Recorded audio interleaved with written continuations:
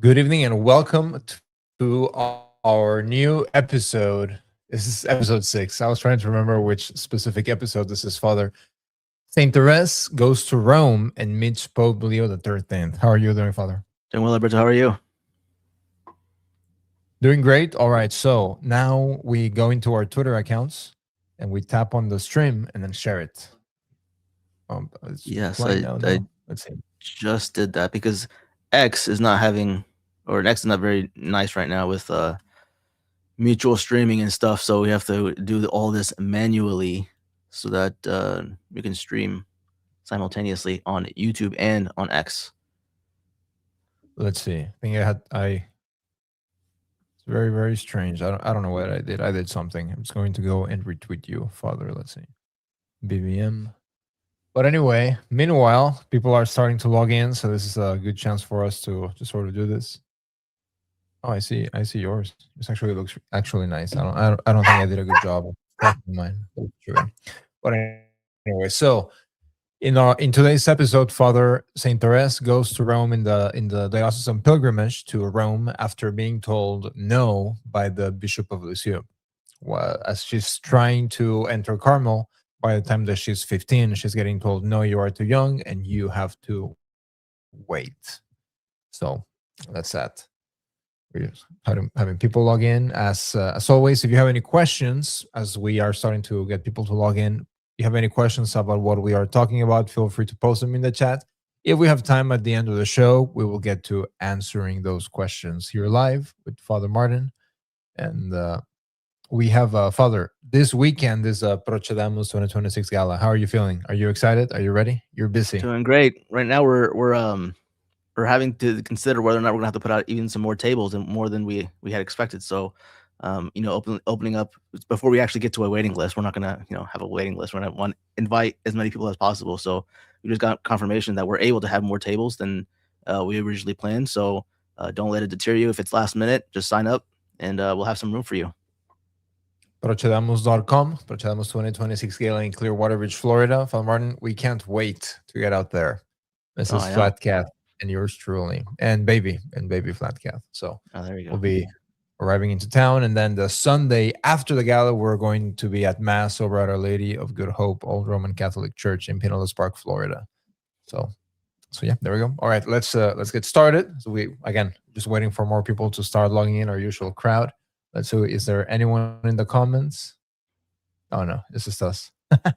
Rich Armburst is in the comments. Hello, Rich. Thank you so much for joining us. Hopefully you stayed through the entirety of the show and learn a little bit about St. Therese's pilgrimage to Rome. So this episode will be a little bit different because we've been going, Father, going through the story of Assault by Baronis Press, this edition that we are using for the show, in case anybody's following along.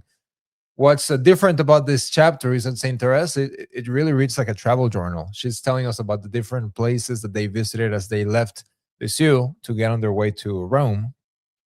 And I was even thinking it would be nice to do a St. Therese's pilgrimage from Lisieux to Rome. That would actually be interesting. But anyway, so we're starting out the chapter, Father, a pilgrimage to Rome. She says 3 days after the journey to Bayeux, which was to visit the bishop, I set out on an other and a much larger one, our pilgrimage to the eternal city.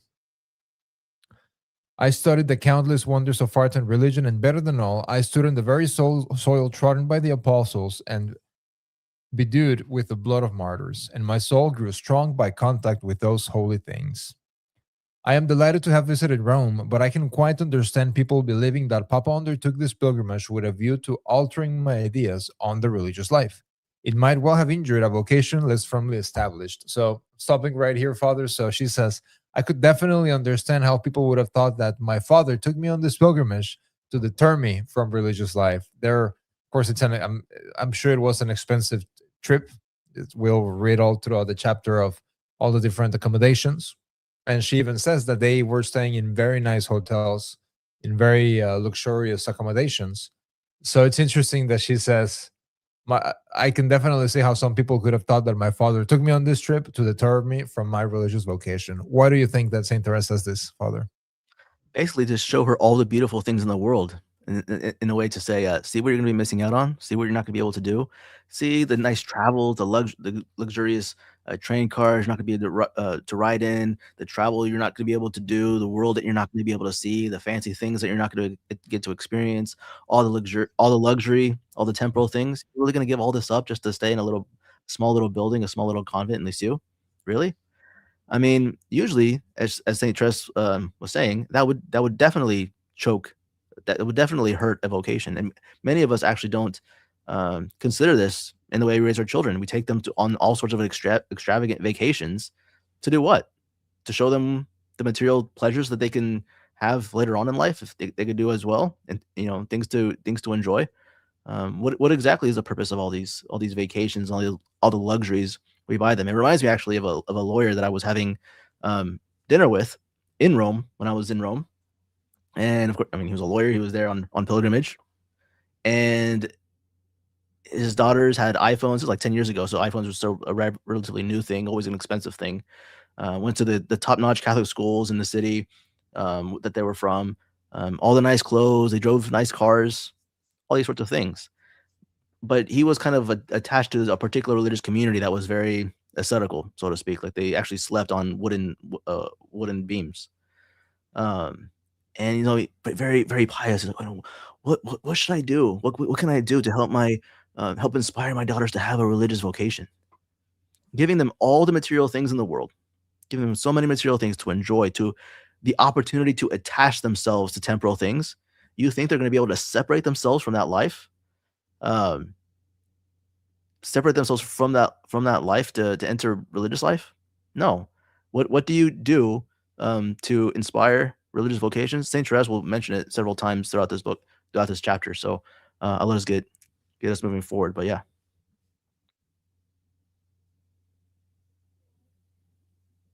you're muted.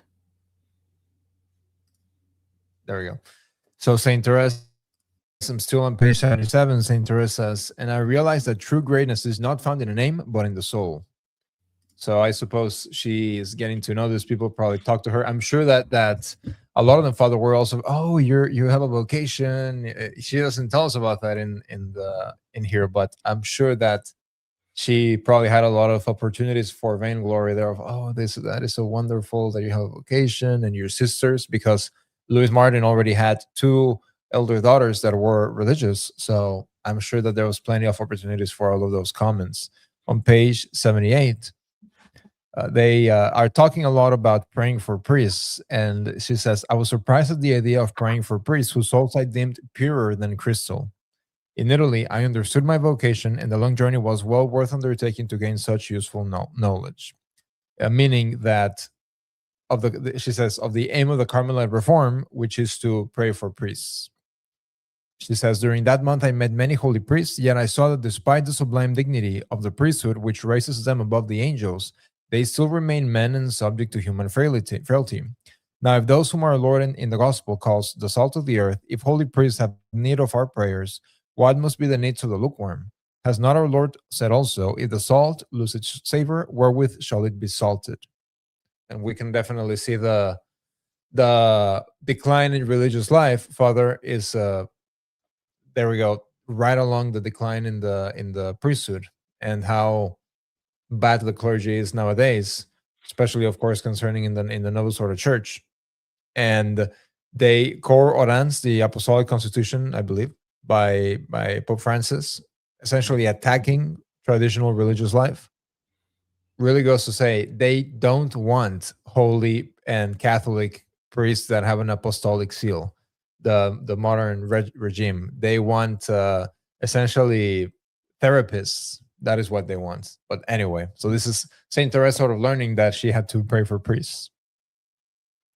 She says, Dear Mother, how beautiful is our vocation. We Carmelites are called upon to preserve the salt of the earth, to offer our prayers and sacrifices for the apostles of the Lord, to be their apostles, while they by word and example are preaching the gospel to our brethren. Have we not a noble mission to fulfill? But I must say no more on this subject, or my pen would run on forever. It is time to return to the journey. Let me describe it for you in more detail. So they leave on the morning of November 4, they leave Lisieux, and they reach Paris. So Lisieux is really, it's really not that far from Paris. She says, Papa took us to see all its wonders, but for me, the sole attraction was the Church of Our Lady of Victories. So this is, if we remember correctly in the previous chapters, this is also where they prayed for Therese when she was very ill. The mysterious disease that she had, she ended up getting cured after having a vision from Our Lady. This is the same church, Our Lady of Victories in Paris. Let's see. Do you have anything else on page 79, Father? I do. It's the last sentence there at in the middle paragraph on page 79. She says, "For my childhood, devotion to Saint Joseph had been interwoven with my love for Our Blessed Lady, so I prayed to him also that he might watch over me.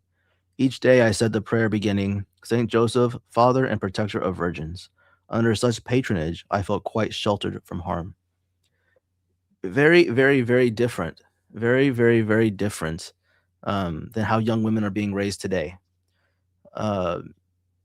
St. Paul, and as well as our Lord, explicitly states, marriage is good, consecration is better. And even so much, St. Paul's it's kind of funny. And I think Romans or Corinthians, I forget which one. He talks about young men who are unmarried, that they should desire instead to remain as they are. For older men who are widowers, he recommends not getting remarried. For widows, older women who are widowed, he recommends not getting married. But for young women who are widowed, they should get married unless they cause scandal, which is kind of funny. And then, of course, the three people, characters in throughout the Gospels that were promiscuous were all women. The Samaritan woman at the well, in John's Gospel, the woman caught in adultery, and then, of course, St. Mary Magdalene. There's something written within a woman's heart that desires intimacy and bond through this particular act. And so it's all the more important, especially in young girls, to foster the virtues of chastity and modesty, to foster these virtues and to explain to them, to show them, to truly believe even for yourself, even if you're married, that consecrated life is better. So obviously, if she's 14, 15 years old, and she has a particular devotion to Saint Joseph, using his title, Protector of Virgins, protector as virgins. Obviously, we talked about at the very beginning of Louis and Zella's desire to even live a Josephite marriage. So they instilled still this desire for virginity, for a type of consecrated life in the hearts of their daughters as well. And of course, what you preach to your children isn't really as effective if you're not living it. And so even in their marriage, you can tell that they lived rather chastely, even in front of their daughters. So I think it's important to then point that out in St. Teresa's life. Like her upbringing is bearing fruit even now. And that's the fact that she was raised understanding that there's the difference between good and better. They're not two equal ways. One is good and one is better. It's really funny because she then talks about the Mount of Montmartre, which is essentially the mount, the highest point in Paris, where now the Basilica of the Sacred Heart is built on. But the Mount of Martyrs. So then there's a little footnote here, which is very nice. It says, Montmartre, the Mount of Martyrs, is a hill on which Saint Denis, apostle and bishop of Paris, was martyred with his 2 companions in the 3rd century. It was a famous place of pilgrimage in medieval times. It was here that Saint Ignatius and the first Jesuits took their vows. Under the presidency of Marshal MacMahon, the erection of the well-known basilica was voted in 1873 by the French Chamber of Deputies as a national act of reparation to the Sacred Heart. So this is it's a very beautiful basilica. Unfortunately, now it's a Novus Ordo church, unfortunately, but it is a very, very beautiful basilica. And I did not know this fact about Saint Denis, which having been up on the mount, you have to climb a bunch of stairs. Takes forever. You have to be in good shape to climb up the steps. But this is very interesting. But she understands that, Father. She understands the martyrdom, and she understands virginity. And where I was going with this was that we've been we had the feast day of who was it? Saint Agnes recently. So my daughter asked me, "Oh, can you read me the saint of the day?" I was reading her the life of Saint Agnes, and then what's another recent feast day? Was it Saint Barbara? Mhm. or it was Philomena or something. another. No, it was, I think it was Saint Barbara, but one of my wife's friends was telling, they have a daughter named Philomena, and was she was telling my daughter about the life of Saint Philomena. And so then my daughter says, "Oh, Dad, what's uh?" And then we had another martyr, which I think yesterday, February 16, Blessed John. I forget exactly where he was, Portuguese, and he was a Jesuit, and he died decapitated. So I was saying, "Oh, he's a martyr that died decapitated." It's like, "Oh, just like Saint Philomena." And I said, "No, no, no, you're getting confused. It was Saint Agnes that had her chest cut off, but Saint Philomena didn't get decapitated." No, yes, she did. And then I refreshed my memory. I looked it up, and that was true. So I'm thinking about the martyrs, and I'm thinking about virginity. So she's aware of all of those things, where perhaps a lot of people, Father, in upbringing little girls, they're like, oh, especially little children in general. A lot of modern people say, "Oh, don't talk about the martyrs. It's so horrible." Uh, Children take it just fine. Oh, okay, great. This is a martyr. That how did they die? And they understand that that is their glory, precisely because, which is actually interesting when people say, when Catholics say, "Oh, don't tell the children about the martyrs," because we have a crucifix. So the primary symbol of our holy religion is our blessed Lord dead on the cross. So death is an integral part of how we practice our religion, and but virginity and martyrdom, which she understands both. And of course, one of her patrons being Saint Teresa, who wanted to be a virgin but a martyr when she was a little child as well.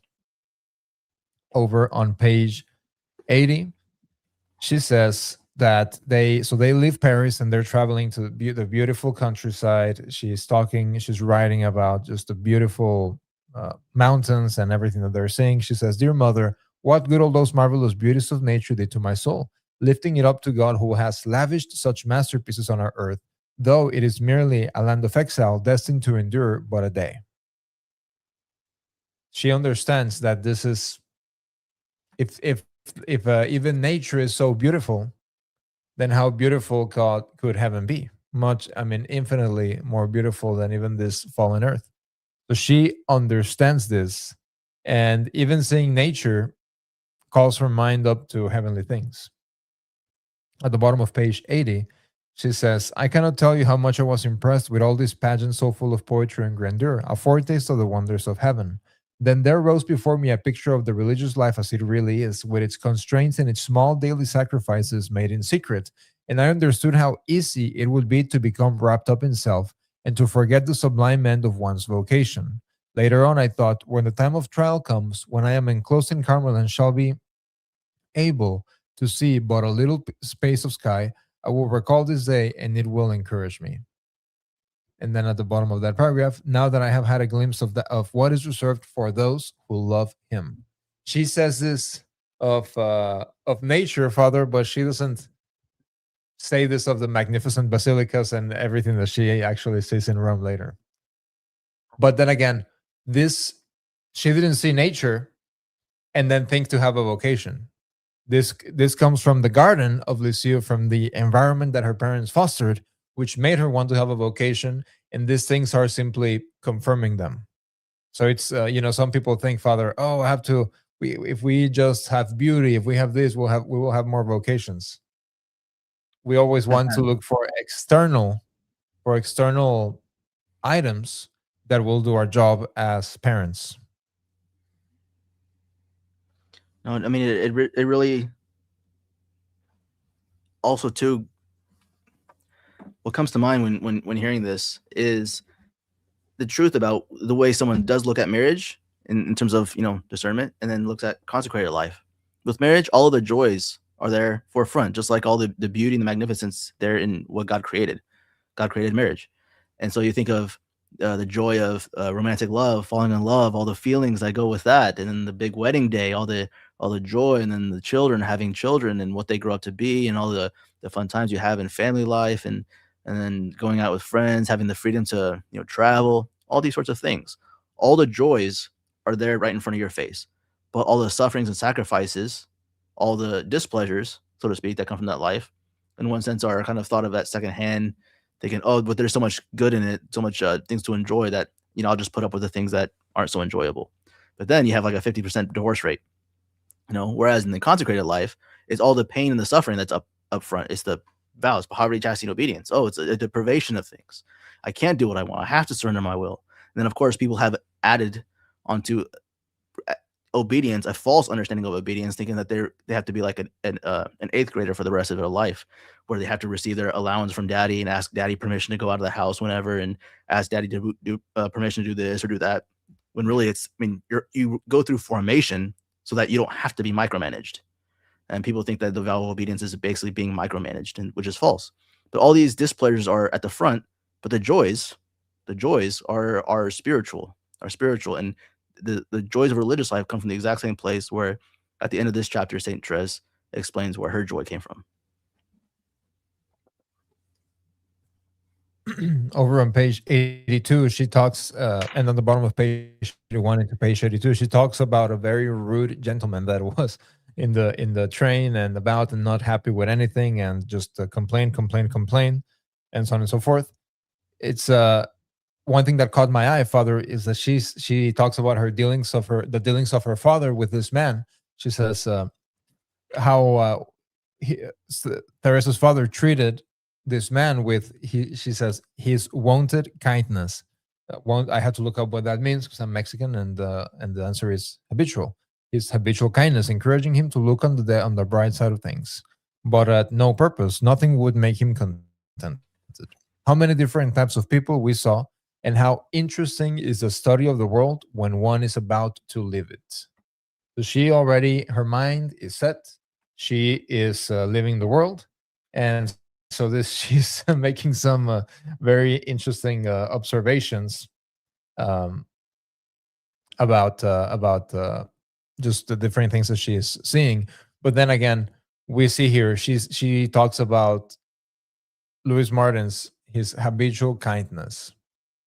So this is something that he's not a volatile person. He's not someone that is bipolar, so to speak. He has that. He's a habitual kindness, which I assume if she includes it there, these different episodes of how because we saw that she learned how to give alms from her father, who would give alms to the poor, and so then she would collect her things so that she can go and give to the poor, the different coins that she would get throughout the week, etc., so that she could go give in alms.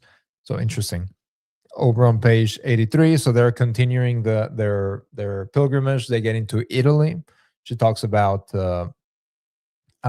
Venice. She thought she has some interesting comments about Venice, and then they get into Loreto. She says, "Joy filled my heart as we went towards Loreto." If you're not familiar with Loreto, there's a miraculous translation of the Holy House of Nazareth, essentially right before the Saracens were able to capture it.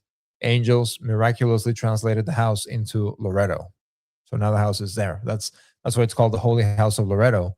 And they've done studies, and tradition and everything points that this is actually the house of the Holy Family.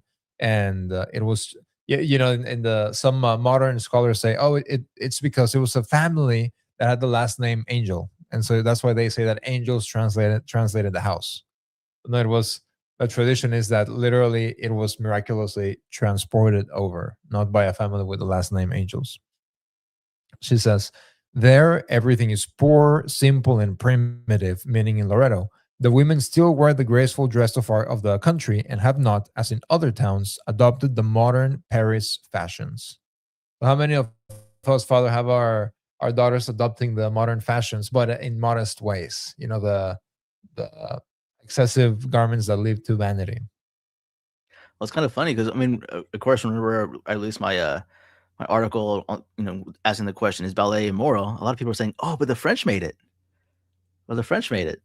It's like, well, they're not exactly. Even Saint Therese of Lisieux says not everything that comes from Paris, not everything that comes from France, is a good fashion. But yeah, a lot of young women dress modestly, for instance, to mass on Sunday, and then dress in whatever regular clothes all their friends dress Monday through Saturday, and their mothers too.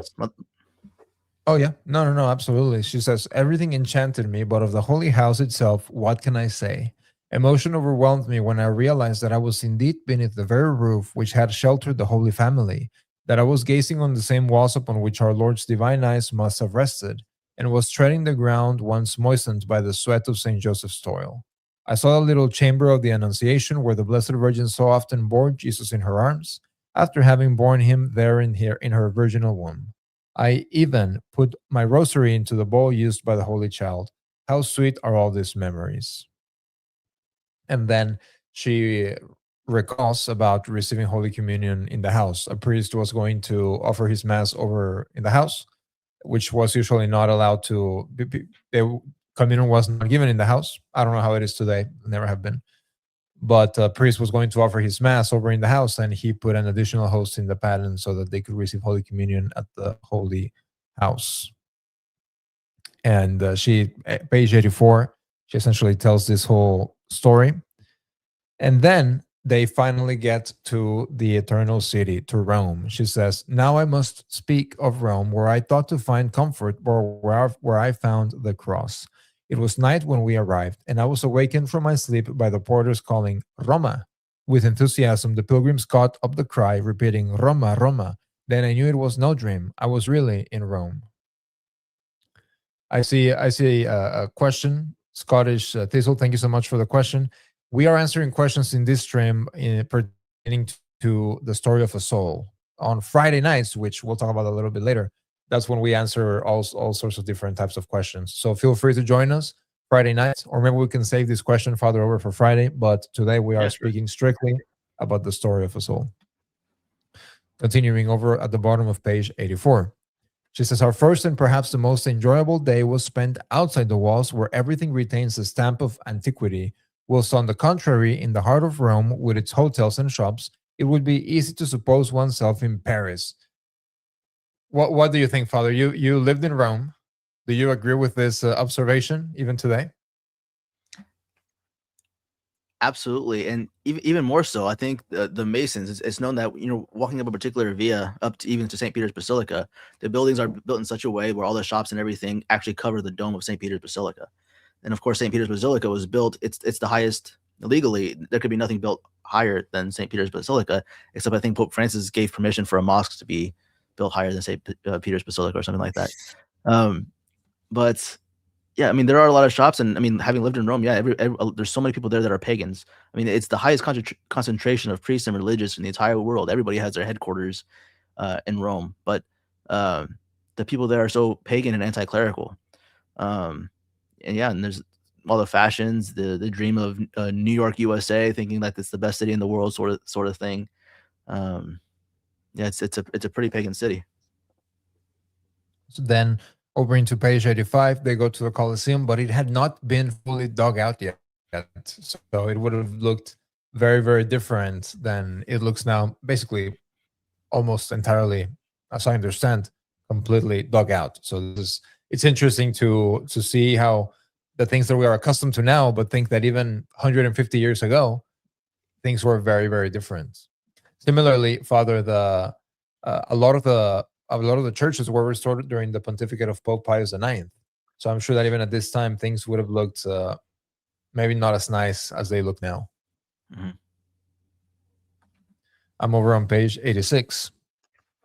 She says, from the Colosseum, we went to the catacombs where Celine and I laid ourselves down in what had once been Saint Cecilia's tomb, and we also carried away some of the earth sanctified by her holy remains. Before my journey to Rome, I had not felt any special devotion to this saint, but on visiting the house where she was martyred and on hearing her proclaimed Queen of Harmony because of the sweet song she sang in her heart to her divine spouse, I felt more than devotion to her. I felt real love as for a friend. So it's interesting, Father. When we were in Rome, we wanted to go to the Basilica of Saint Cecilia in Trastevere, and we couldn't find it. We were walking around, and we couldn't find it. And so then I walked into like some apartment building. Then I asked some like lady there that was sweeping. I was like, "How do I get to the Basilica of Santa Cecilia?" And then she told me how. And then we went through this little door, and then we went in. And I even though it's not really the nicest basilica, I felt a very similar sentiment here of it's very different. The Basilica of Saint Cecilia, it's very special. So anyway, so then she says, she became my chosen patroness, as well as the keeper of my most intimate thoughts, for what appealed to me above all else was her perfect abandonment to God and her unbounded confidence in him. Again, Saint Cecilia, a martyr. So, Father, one thing that seems interesting, which makes sense, is that a lot of these Roman virgin martyrs, a lot of women religious have a strong devotion to the Roman female martyrs. And again, how can we aspire to have vocations in our home if we don't procure our daughters to have devotion to what we know works and are our patronesses? A lot of people think that the saints aren't relatable today. A lot of people think that the saints aren't relatable today. But one of the tricks I like to do is sometimes in some of my sermons, usually at the beginning of Advent, because of the pertaining epistle, it was the epistle to the Romans that Saint Augustine picked up when he heard the voice of a child saying "Tole lege," take up and read. I usually tell Augustine's conversion story, but without mentioning that it was Saint Augustine. And a lot of people think I'm just talking about some random guy, even today. But all these lives are very much relatable, and just like any young child who uses their imagination can develop a relationship with character, even fictional characters from a book. Whenever you teach them about the real lives of the saints, they also develop relationships with them, and so fostering relationships with the saints from a very young age is very important. And it's interesting because for no particularly special reason, but our oldest daughter has been saying for years that she's never going to get married because she'll always take care of us in the house. But then when we were reading the stories of the martyrs, we read, I mean, several martyrs that we know of. I'm sure there's also a lot of other ones that we don't know of that were very beautiful, and for that reason, nobles wanted to marry them, and they essentially get martyred for refusing that, which is goes right along to what you're saying, Father, and what you were saying earlier in the episode. Well, getting married is not a sin. Mm-hmm. So in modern days, or even their parents, again, they are relatable. Even their parents, well, why? Just marry him. Look, you're going to be rich. He's a noble. You're beautiful. He's a noble. You're going to be rich. And you can still get to heaven. Yes. Exactly. Usually, even for example, in Mexico during the Cristero War, the politicians and generals that were persecuting the church had private masses in their homes because all the wives were Catholic. So you can look there. He's persecuting the church. That's fine. He'll allow a priest to come because you're very beautiful and he wants to be your husband. You can go to mass. He'll let you go to mass. You can practice the faith and get to heaven still. But they get martyred precisely for refusing this, which again is not a sin.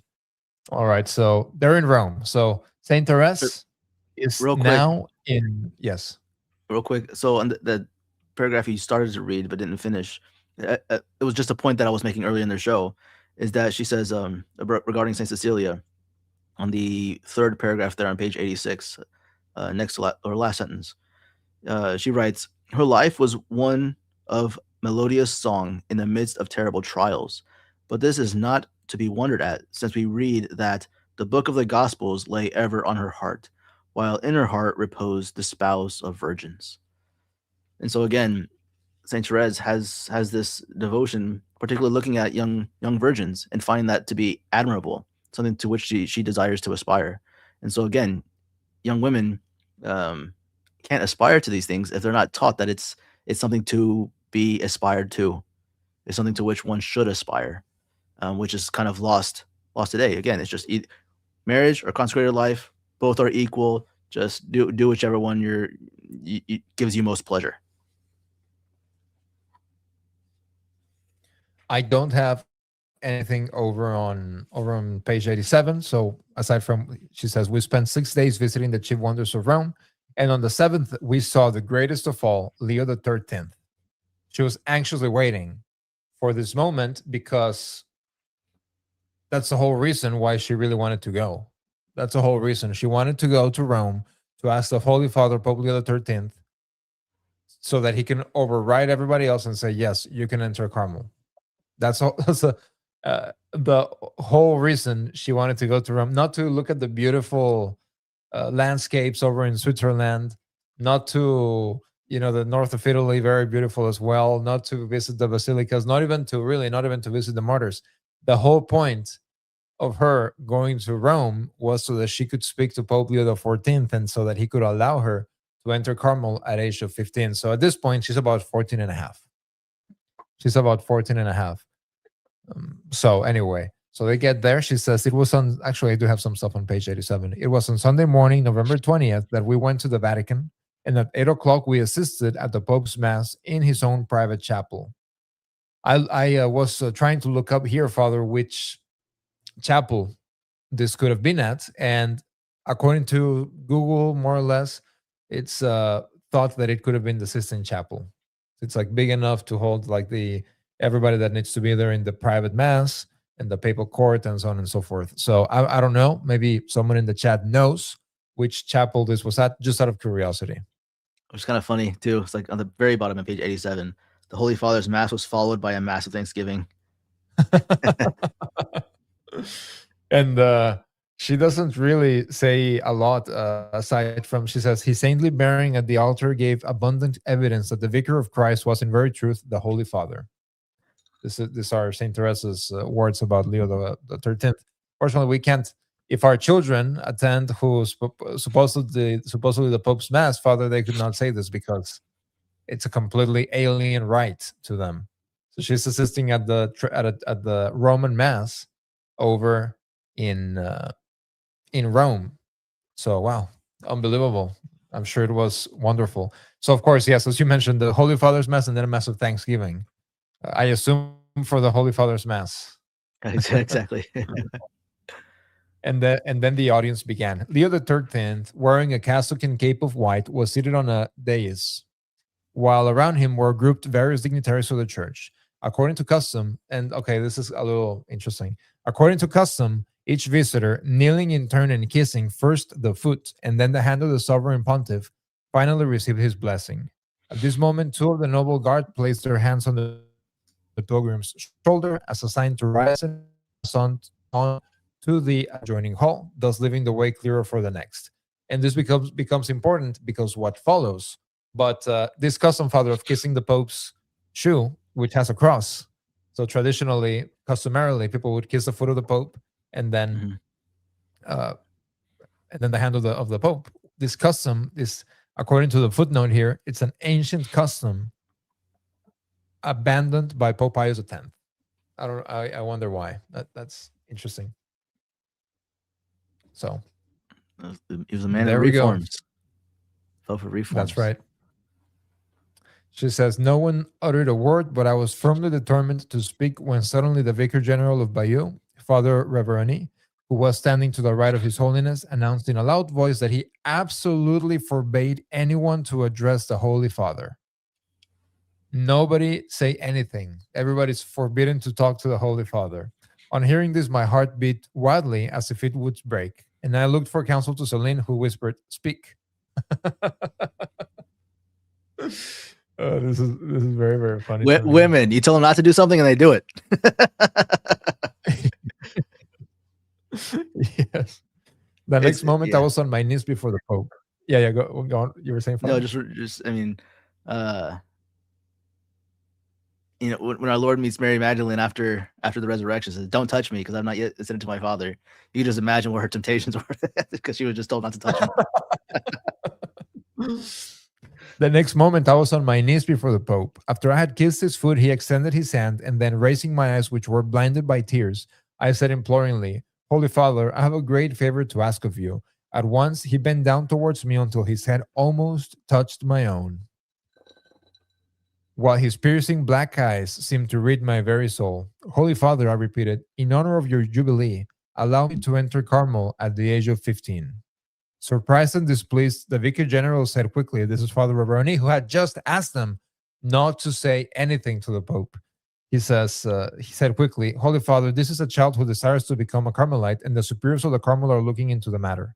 "Well, my child," said His Holiness, "do whatever the superiors may decide." Clasping my hands and resting them on his knee, I made one last effort. Holy Father, if only you were to say yes, everyone else would be willing. He looked fixedly at me and said clearly, each syllable strongly emphasized, well, child, well, you will enter if it be God's will. Once again, I was going to plead when two of the noble heart bade me rise. Seeing, however, that the request was of no avail and that my hands remained resting on the knees of His Holiness, they took me by the arms and, with the help of Father Reveroni, lifted me to my feet. Just as I was being thus forced to move, the dear Holy Father placed his hand gently on my lips, then raising it, blessed me, while his eyes followed me as I turned away. So he's coming to jank her out of the audience for, hall. for 14-year-old Therese. Papa, so as I mentioned, so they would go greet the Pope and then move on to the adjoining hall.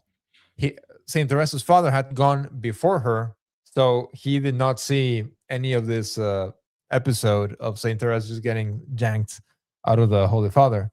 She says, Papa was deeply distressed to see me coming from the audience in tears. He had passed, so imagine you go and then you go to the next hall and then your daughter goes to meet the Pope. Your 14-and-a-half-year-old daughter goes to meet the Pope, and then she joins the hall in tears. Like, what? First of all, you wouldn't see that today because the dad would be there with his iPhone, right, trying to get a camera. Yeah, exactly. A picture of the situation. You're just like, yeah, you just met the Pope. What are you crying about? Like, Papa was deeply distressed. What's that? We'll talk about fangirling. You probably just thought he was just, fainted a little bit because, oh my goodness, I'm in front of the Pope. Papa was deeply distressed to see me coming from the audience in tears. He had passed out before me, so knew nothing of what had happened.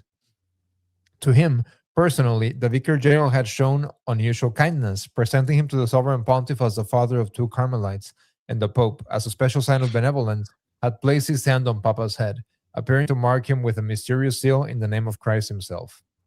Now that this father of 4 Carmelites is in heaven, it is no longer the hand of Christ's vicar which rests on his brow, prophesying his martyrdom. It is the hand of the spouse of virgins, the King of heaven, and never again will the divine hand be removed from the head it has crowned with such glory.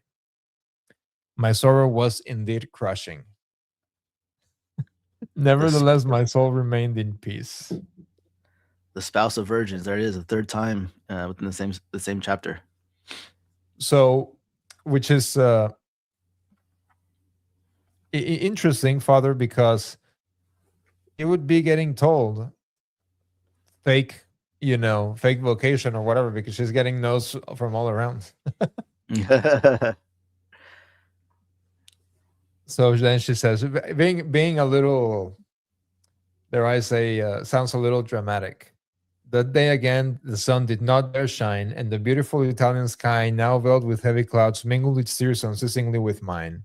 All was over. My journey had failed in its purpose, and for me had no further charms. And yet, the Holy Father's last words should have consoled me. Were they not truly prophetic? Despite all obstacles, God's will has been done. It has not allowed creatures to do their will, but His. And then, so she's talking about this issues that she's having, 14 and a half years old, very dramatic. And then this is how she understands it over on page 90. She says, for some time past, I had offered myself to the child Jesus to be his little plaything.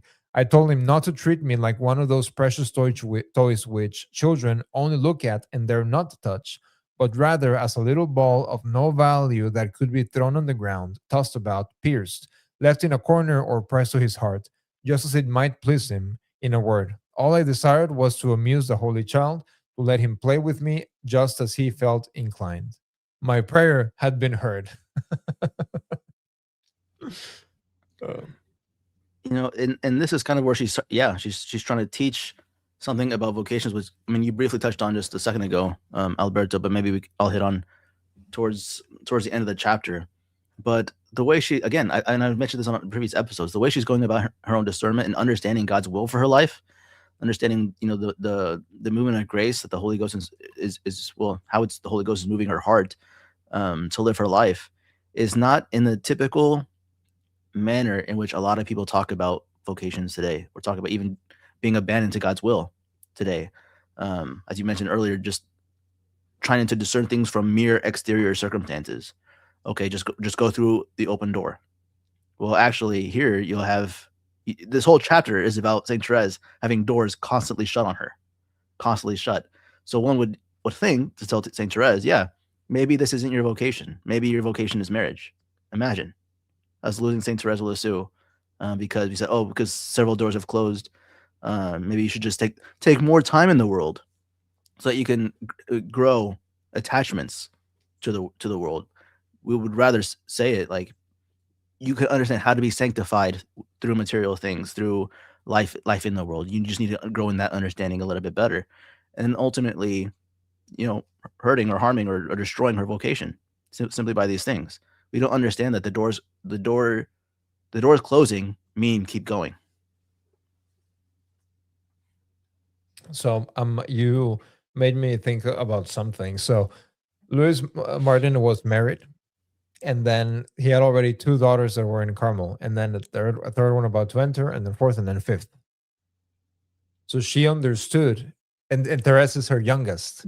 So by the time that Therese is 14 and a half, she has already dealt with 14-and-a-half-year-old girls and have done so successfully.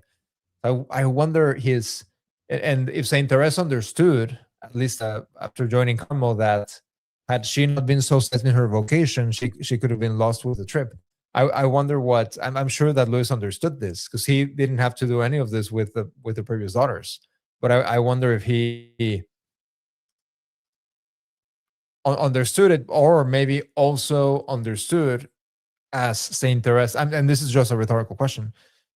Maybe understood as Saint Therese is related of her life, that maybe if she had waited 6 more years to enter Carmel at 21, maybe her vocation, maybe her personality was such that she could have grown attachments to the world and lived a perfectly normal Catholic life, but not have fulfilled the vocation. Because otherwise, this is like a like a in a sense a Hail Mary pass. If it doesn't work, she already saw this or that, went on the travel, stayed at very nice hotels. So anyway, just asking myself that rhetorical question because he surely knew what he was doing. See, you've done it once, twice, 3, 4, 5. So he surely knew what he was doing, and I wonder if that was sort of his rationale. She says over on page Saint Teresa over on page 91. She says, "I should have been 1,000 times more contented under attached roof with the hope of entering Carmel than I was amid marble staircases, gilded ceilings, and silken hangings, with my heart full of woe." So she's talking about the nice accommodations that they had during their pilgrimage over to the Eternal City. She says, "I should have been 1,000 times more contented under attached roof with the hope of entering Carmel."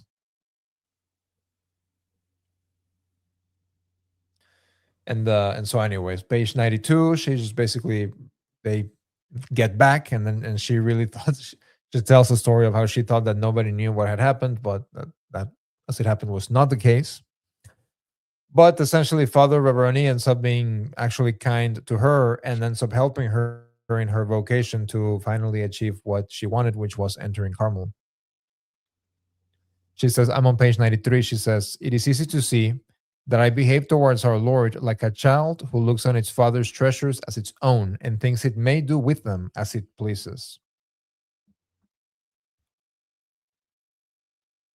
Is this a more or less according to the French school of spirituality, Father, versus a more sort of rigid view? I think Meaning, it's her own personal childlike spirituality in the sense that you really see it come home in the very very last paragraph of the chapter. But she always imagines herself a child because she sees the father as a father. I mean, this whole spirituality of constantly. I constantly preach about it in my sermons, of contemplating yourself as a beloved son, a beloved daughter of God the Father, of understanding of God as Father. You begin to behave childlike, not childish, but childlike in the sense of yes, trust. I mean, a child doesn't even know where money comes from. I remember when I was a kid, whenever we needed to buy something, my mom would sometimes say, I need to go to the bank because, of course, she's talking about the ATM to get money, right? And so I'm sitting in the back seat of the car, and she drives to the ATM. I see my mom push a couple buttons, and out pops money. So that's my impression of where money comes from. All my parents just have to go push buttons on a machine, and out comes money. So I think money like just comes from anywhere, right? I remember my dad one time saying we don't have money, and I'm just like, just go to the bank. And he's like, no, you don't understand. There has to be money in the bank for us to get money from it. Like, what are you talking about? My mom says she needs money. She just goes to the bank. She pushes the buttons, and out comes money. So this whole kind of childlike abandon to the divine providence is like, your father is always going to provide. He's capable of providing. He's always going to provide. And so it's having this sort of filial trust in the Father that everything that happens to you is for your good in one way or another. So this trust, as we're about to read here on page 94, that even all the trials that she experienced, all the pain, all the sorrow that she went through in this pilgrimage, was for her good, was for her merit. And there's a really beautiful paragraph actually here on 94. I'll wait till we get to it in your schedule, Alberto. I'm at the bottom of page 93. She says, meanwhile, Papa was proposing to take me to Jerusalem, but although my natural inclination drew me to visit the places sanctified by our Lord's footsteps, I was weary of earthly pilgrimages. I longed only for the beauties of heaven, and it was to win them for souls that I pined to become a prisoner as quickly as possible, alas, before the gates of my hallowed prison should open. So, again, thinking, of course, I have to attack the grifters at least once every show. All these grifters hosting all these pilgrimages. And here we have St. Therese saying, again, there's nothing wrong with pilgrimages, but here we have St. Therese saying, I don't want to go to the Holy Land. St. Therese, hey, I'll take you to the Holy Land. No. Again, I think that this also, I mean, what 14-and-a-half-year-old girl would say no to a trip? Especially after seeing all the accommodations. They're staying at the nicest hotels. I'm sure that it would have been very similar when they would have gone to Jerusalem. And St. Teresa's dad traveled a lot, did a lot of pilgrimages. So he was very familiar with all these places. And her maturity at 14-and-a-half years old to say, this could actually be something that is dangerous to my soul. It's very similar actually to, I mean, you were talking about earlier, St. Cecilia, St. Agnes, all these young virgins who were offered something good, marriage, and something very comfortable, luxurious, marriage to dignitaries, the sons of Roman senators and governors, and all that kind of stuff. But they chose death. They chose death rather than the sacrament of holy matrimony, or I don't know if they were Christian, but nevertheless, something that wasn't a sin, something that in which they could be sanctified and get to heaven, and doing and living. They chose death rather than that, and here she is, choosing to renounce something completely that she could definitely explain is a completely good thing, a pilgrimage to Jerusalem, all because her heart desired. In other words, God desired for her more to enter Carmel rather than a pilgrimage. In other words, God himself was telling her that he would be more pleased if she were to enter Carmel rather than going to visit the holy sites. And she knew that. She understood it. At the bottom of page 94, for my New Year's gift in... Wait, you skipped the part that I wanted to talk about. All right, let's go. So the one paragraph above that. The trial was a sore one, but he whose heart is ever watching taught me that he works miracles for those whose faith is as a grain of mustard seed, in hope of thereby strengthening it, whilst for his intimate friends, for his mother even, he did not work wonders until he had put their faith to the test. I mean, you could even understand Abraham putting his faith to the test, telling him to kill his son Isaac. So she continues, did he not permit that Lazarus should die, even though Mary and Martha had sent word that he was sick?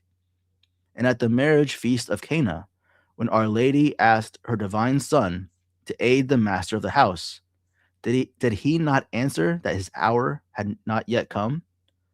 But after the trial, what a reward! Water was changed into wine, and Lazarus rose from the dead.